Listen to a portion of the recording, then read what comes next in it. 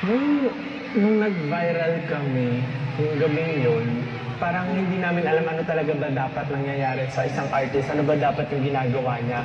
So nung nag-viral, parang excited lang, masaya lang, ay wow, na-appreciate ng ibang tao yung ginagawa namin. Parang, it's too magical. Masyadong mabilis lahat na nangyayari. Parang wala kaming inisip na, wala kaming iba inisip kundi magtrabaho na lang, kundi siguro patunayan na deserve kami dun sa praise and mga good things na sinasabi sa amin ng tao. So parang feeling namin, kailangan pa namin mag-work hard lalo na kahit ano mangyari, kahit mamatay na sa pagod. Every time na apa kami sa stage, kailangan sobrang galing namin. Siyempre gusto namin na laging best or laging better than before yung ginagawa namin. Sa dami ng ginawa namin, mapapatanong na lang kami, nasa na ba talaga sa SB19? Parang, where you at? Para sa akin, feels like we're starting. Nasa first step pa lang kami ng stairs. And we need to take it step by step para nang sa ganun, pag nandun na kami, handa kami at kaya namin harapin lahat ng mga gagawin namin. Siyempre, isipin mo rin yung reason, bakit ka nag-start, bakit mo sinimulan yung dream na yun. Ako, maraming beses ko na naisip na mag-stop. Hindi dahil ayoko na, pero I feel like hindi ako para sa ganito, para sa ganitong industry. Nakaka-stress din minsan. And just feel like wala kang freedom, ganun. Siguro yung individualities namin, talagang hindi namin maitatago na totoong iba-iba talaga kami. Tapos may mga times talaga na nagkakaroon kami ng hindi pagkakaunawaan, hindi kami nagkakasundo. Alam mo yung feeling na parang patapos na yung SB19 na, parang gano'n. Communication talaga yung communication daan talaga para magkabati yung isang tao. And parang yung effort, yung time na napapagod ka, parang isipin mo na lang na sa lahat ng ginagawa mo, isipin mo na lang yung mga tao sa paligid mo na parang naghihintay sila sa iyo. Tapos pinakagusto ko actually pasalamatan yung SB19 kasi before anyone else na maniwala sa amin, naniwala kami sa isa't isa. Kasi parang yung SB19 yung mix eh. Gusto ko talaga sila makilala internationally as in sobrang deserve nila. Not only na love nila yung ginagawa nila pero they really put their heart into it. So pwede rin katrabaho and Grounded pa rin sila, sobrang humble pa rin nila. very happy to be working with them. SB19, Stel, Pablo, Ken, Josh, and Justin. Yan po ang pagkakasunod-sunod ng mic natin. For sure, tuloy-tuloy na ang success nyo. So, sa mga pangarap nyo na unti-unti nang natutupad, kasabay natin kami sa pag-usad. Sobrang worth it and never namin i-regret yung nirisk namin kayo itakas before para magkaroon kayo ng will magpatuloy as SB19. Pakiramdam namin, kung naabot niyo yung pangarap niyo, naabot na rin namin ang amin. They're still the same SB19 I first worked with. Same in terms na hindi sila kakain pag hindi ka kumain. Checks on you constantly, nakatulog ka ba, masaya ka pa ba sa ginagawa mo. And of course, the never-ending bangayan at kulitan. We're so proud of you and nandito lang kami para sa inyo. Mahal namin kayo SB19. So dumating yung 18 sa buhay ko, parang feeling ko yun na yung biggest reward na natanggap ko sa buhay ko. Siyempre, 18, maraming naniniwala sa amin, maraming na-inspire sa amin na nagkukwento na, uy, nakapasa ako ng board, mataas grades ko, yung mga ganong bagay. Sobrang nakaka-motivate yun. Siguro yun yung mga bagay na nagbibigay sa akin ng lakas ng loob na magpatuloy pa dito. Malaki ang influence. Malaki ang natutunan nila sa isa't isa. And malaki ang naging, yung tulong ng isa't isa sa kanila. Thank you guys, nagkakilala tayo. Luckily, nakilala ko nga si Josh. At siguro nakitaan niya rin ako ng potential. Siyempre, di ako magiging part ng SB19 kundi dahil sa'yo. Pag hindi po maganda yung buko, hindi sabihin hindi ako na-interest. Talaga maging kaibigan niya. Kasi ang alam ko, nagsasabihan sila ng problema eh. Nag-breakdown niya, first time ko nakita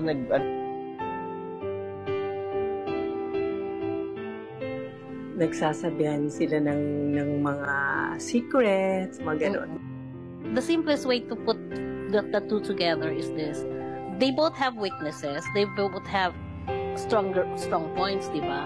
So whatever the strong points of Justin, he shares it to Josh. And he Yes, makes him yes. learn it. Whatever naman yung strong positive ni Josh, doon naman din siya nakasuporta kay Justin, kay Jack. Josh Khalid is watching. Yung weak naman nila, yung mga weak points na doon naman sila parehong nagsasaluhan. So that's the way I see it. Oo, tama yun. Ang galing mo raw kung masasabi ni Jen. Pati yung bukas niya nag-i-improve. Hindi ko rin in-expect na maging close tayo katulad ngayon kasi biruin mo. Marami pala tayo similar views in life.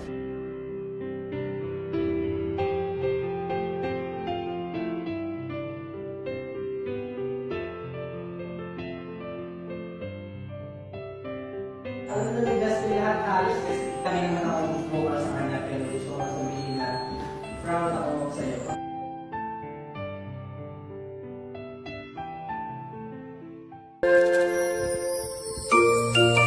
Yun na nga, I was about to ask, sila ba ang namulit? Sila, lalo na po si Pablo. Okay.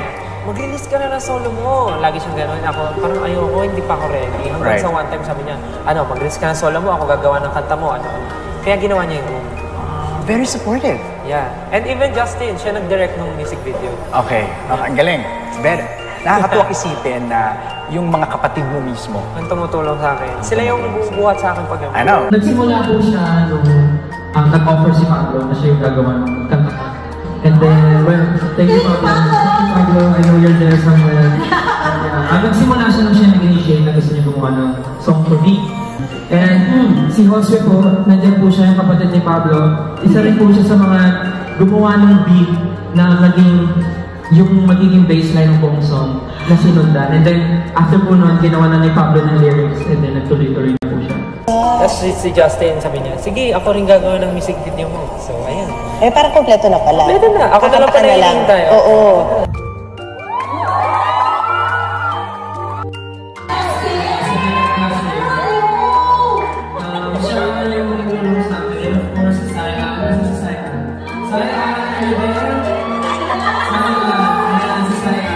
Silang dalawa po yung tumupad ng mga pangalan po. Sila nila Pablo ang aking very grandparents. Paano mo i-describe yung suporta na ibinibigay sa iyo ng mga kasama mo sa SB19? Siguro po, ang nafe-feel ko kasi is para silang proud na kuya gano'n minsan na minor achievement lang or let's say maganda lang yung pagkakanta ko sa isang part, natutuwa na sila. So yung mga ganong simpleng appreciation po is parang nakakadagdag na rin, nakaka-help na sa confidence ko po. Ang relationship niyo ba parang hindi lang magkakasama sa grupo kundi masasabi ba para na kayong magkapatid or something like that? Opo, actually parang kasi sa tagal na naming magkasama, madami ng pinagdaanan, tapos po syempre may mga alitan-alitan na para na kaming, alam niyo po yun, super kilala na namin yung isa't isa. Pero yun nga, ang tagal na naming magkakasama, so para talaga kaming magkapatid na, alam niyo yung, siguro high school days, ganyan, na para turing mo sa mga klase mo is talagang kapatid na rin. Parang ganun na rin po. Ang saya, no? Kasi parang magkakasama kayo, experiencing the same things together.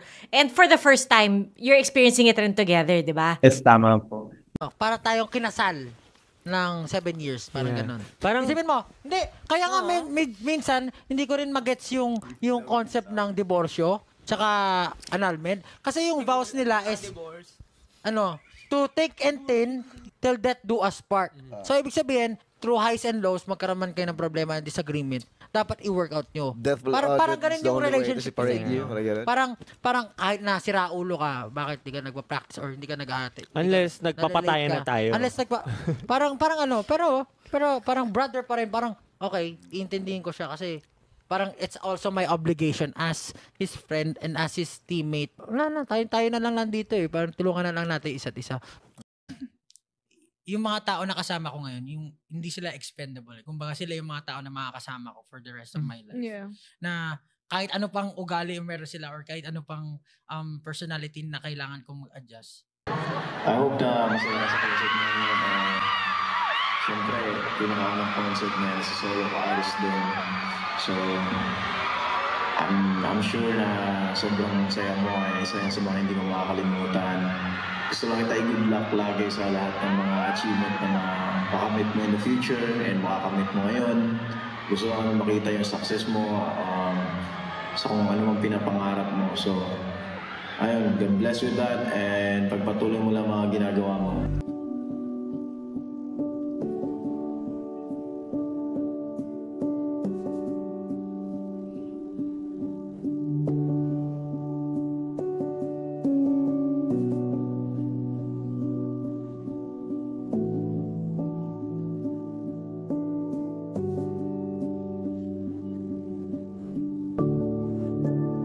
Kasama ko kasi yung kagrupo ko. Naglulukuhan kami. So, sobrang... Siyempre, close kayo nun eh. Grupo mo yun eh. Naglulukuhan kami. Tapos nakikita rin yun sa vlog namin na naglulukuhan kami. Tapos, siyempre para kami mga bata kasi matagal na kami... Sabay kayo nag-train. Sabay kami nag-train eh. Matagal na kami magkakasama. Di ba? So, para kami magkakapatid na talaga kami. Ganun kumbaga. So, di ba pag sa kapatid mo, parang... okay lang kahit sobrang lambing mo sa kanya. Away kayo. Bugbugan nga kayo. Kami ng kuya ko dati, bugbugan kami. Diba? Ganun. So, siguro yun yung mga nakikita. Yung mga 18 sila siguro yung maka-differentiate talaga niya. Hindi siguro yung sarili ko. Kahit nag-solo kami, that is for para mag-grow kami as a person, as an individual, and hindi dahil meron kasi akong nababasa na nag-worry sila na baka daw umalis ako. Kaya ka nagsusolo kasi baka iiwan mo na SB19. No, it's not that. I'll die as an SB19 member. Ganun. Kahit tatanda ko, mahal ko yung group ko. And mahal ko yung mga brothers ko. So, mag-stay ako. And siguro, wala kayong dapat ikabahala. Let's do our best. And alam ko madami pa tayong maabot. Ang laki ng paniniwala ko na ang laki ng maaabot natin in the future. Sobrang dami nating plano and I hope na masaya tayo palagi kahit minsan nahihirapan tayo, napapagod tayo. But still, sana walang isa sa atin na bumitaw. I'm very thankful kasi andyan kayo lagi. Andyan kayo lagi para sa atin, sa isa't isa. Minsan may mga times na nagkakaproblema tayo, na nagkakaroon ng misunderstandings. Maraming pinagdadaanan, syempre normal, para tayong family na rin. Pero thankful ako kasi hindi kayo sumusuko kahit anong mangyari. Thankful ako kasi nagtutulungan talaga tayo at binibigay, parang nag-share tayo ng kung anong meron tayo sa isa't isa. At yun yung importante. And alam ko, marami pa tayong mararating. Sa grupo ko, sa mga kuya ko, ano naman kayo pabigat? Ano ba? Joke lang ba? Mahal na mahal ko kayo. Maraming salamat dahil tinuturuan niyo ako maging independent. Tawag dito, na-excite din kayo at natutuwa kayo dahil nakabalik tayo mag-practice ulit, sama-sama ulit almost everyday, ganyan. So, ayun lang. Galingan natin. Let's go. Marami pa tayong pagdadaanan. Siyempre, kilala niyo ako na mahilig ako mag-share ng mga stories or kung problem sa inyo. Siguro ito na rin yung time na siguro magsabi ng story din sa members. Kasi kung hindi nyo natatanong, may mga personal issues din. Hindi ako personally na parang napagtalunan namin before. Pero goods naman na ngayon. Ayun, kaya naman siguro masasabi ko lang sa members ko, sobrang thank you. Kasi kilala nyo ako as parang moody na tao, moody na member, pero talagang sobrang pinapakasamahan niyo ako and hanggang ngayon, iniintindi niyo ako. Kaya I think this time ako naman yung iintindi sa ating lahat. And ayun, thank you so much. I love you, bros. Last. Ang masasabi ko lang sa grupo, even though there are times na hindi okay yung feeling, or minsan meron mga times na feeling natin na lulungo tayo or nawawalan tayo ng gana sa pag-perform. Siguro para sa akin, yung ginagawa ko kasi tinatandaan ko lang palagi kung bakit ko sinimulan yung bagay, bakit ko siya ginawa in the first place, bakit ko sinacrifice yung mga bagay-bagay na mahalaga sa akin para gawin lang itong mga bagay na to. And you've done well so far. Pagpatuloy nyo lang yung mga ginagawa nyo And i-challenge nyo araw-araw yung sarili nyo para maging better pa kayo. Ano po ba? Ayun, makinig tayo sa isa't isa. And salamat dahil nandyan kayo para turuan ako, para turuan ng bawat isa, para maging better performer, better person, and better man in the whole wild world. Yes, sinigang for the win. Ay, saan mo nanggaling yan? Thank you so much! Bye-bye!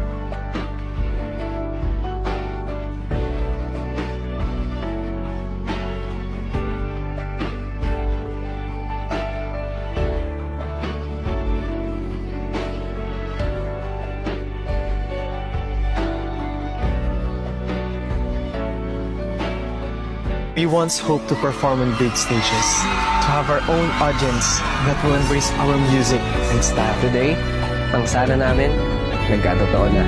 We were able to represent P-pop internationally, and supporting us was our 18 community. Looking ahead, we hope to continue growing stronger, to be a voice for those feeling lost or unheard. And to elevate not just ourselves, but every human being who continues to hope. Kumapit lang tayo at magtiwala sa pag-asa. May didinig din sa ating sana.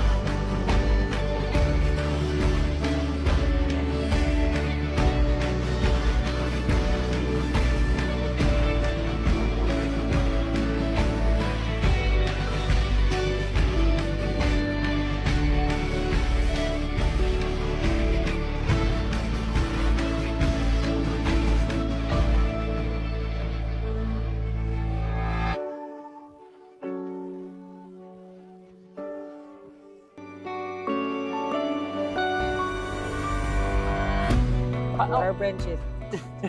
Brotherhood. Wow! Ito pa oh.